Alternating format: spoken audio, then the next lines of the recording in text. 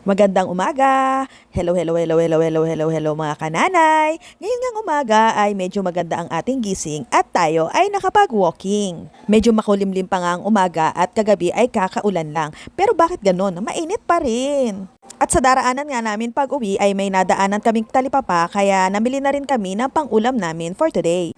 Namili nga pala ako ng galunggong, paa ng manok, sibuyas, bawang, kamatis 1 kilo at nagkakahalaga na yun ng 500. Pag-uwi nga namin ng bahay ay agad ko nang nilinisan tong galunggong at nang makakain na rin kami. Kasi ang balak namin ay kumain ng lugaw pagkatapos namin mag-walking kay Kakora. Kaso syempre, bilang pagda-diet, ang sabi ko ay magluto na lang ako kagad ng kanin para isang kainan na lang at hindi na madoble-doble kakain ng lugaw tapos tanghalian kakain ng kanin. 'Di ba? Para tipid na rin. Ang luto nga pala na gagawin natin sa galunggong ay yung ginawa ko dati na parang Spanish style na galunggong. Naglagay ako dito ng kamatis, tapos sumunod naman natin tong bawang, sibuyas, at itong sili. Tapos naglagay na rin tayo nitong patis. Ito ang gagawin natin pampaalat, nasa kalahating cup. Sumunod naman ay nagbugbod na rin tayo nitong peppercorns. At naglagay din ako nitong dahon ng laurel, pandagdag aroma at lasa na rin. Sumunod naman ay nilagay ko na tong ating galunggong. Mga nasa 1 kilo din tong nabili natin na nagkakahalaga ng 300. Grabe, ang mahal na pala ng galunggong ngayon, no? Nasa 300 na, samantalang dati naaalala ko yung panahon ni Gloria. Ito daw yung pinakamurang isda at isda ng masa. Naalala ko nun parang nasa 100 lang yata ang kilo nito o less than.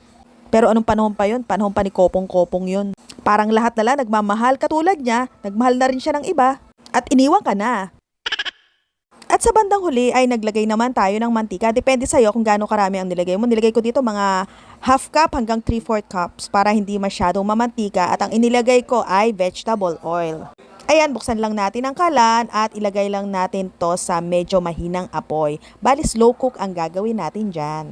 Habang pinapakuluan nga natin at hinihintay maluto itong ating mga galunggong, ay mag-aadobo naman tayo ng adidas o yung paa ng manok. Una ko nga ginawa ay ginisa ko muna tong sibuyas, sinundan ko naman itong bawang, at himinekos-mekos lang mga insan. Pagkatapos ay isasabay na rin natin sa pag-isa itong toyo. At sumunod naman ilagay na rin natin itong mga adidas natin. Bali itong adidas ay na pressure cooker ko na to ng 2 minutes. At inilagay ko na rin yung pinagsabawan niya at sinala muna. Nagbudbod na rin tayo ng paminta. Sa paminta naman, depende kung gaano karami ang gusto mong ilagay. Ako kasi gusto ko medyo mapaminta para malasa. At bilang pang umamin lasa naman, ang nilalagay ko sa adobo ko ay vetchin. Sa vetchin, depende na rin sa'yo kung gaano karami ang gusto mong ilagay. At ganyan lang mga mami, haluin mo lang sila para tumalab ang mga pampalasa. Tapos pakuluan din natin siya at more palambutan pa. Kasi masarap sa adidas na to yung parang malambot na yung buto. At yan, luto na nga ang ating adobong paa. Yung paglalagay nga pala ng suka, hindi ko na napakita. Pero alam nyo na yun, basic na lang yan sa pag-aadobo. Tapos nilagyan ko rin siya ng sili, pampalagdag gana.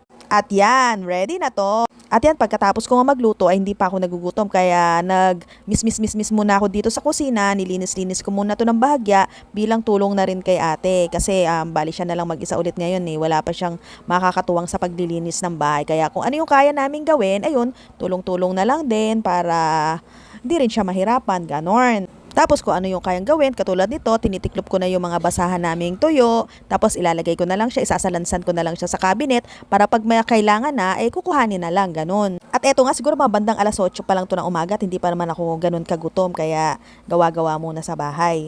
Tsaka feeling ko, bakit ang bagal ng oras? Bruin mo 8:00 pa lang, parang ang dami-dami nang nangyayari sa buhay ko, ang dami-dami ko nang nagagawa. Busy-busyhan yarn. Pero feeling ko talaga ang bagal-bagal ng oras ngayong araw na to. At ang dami pa ng energy ko. At yan, mga bandang 10:00 nga ng umaga ay nakaramdam na tayo ng gutom. At iyan na, kain na tayo.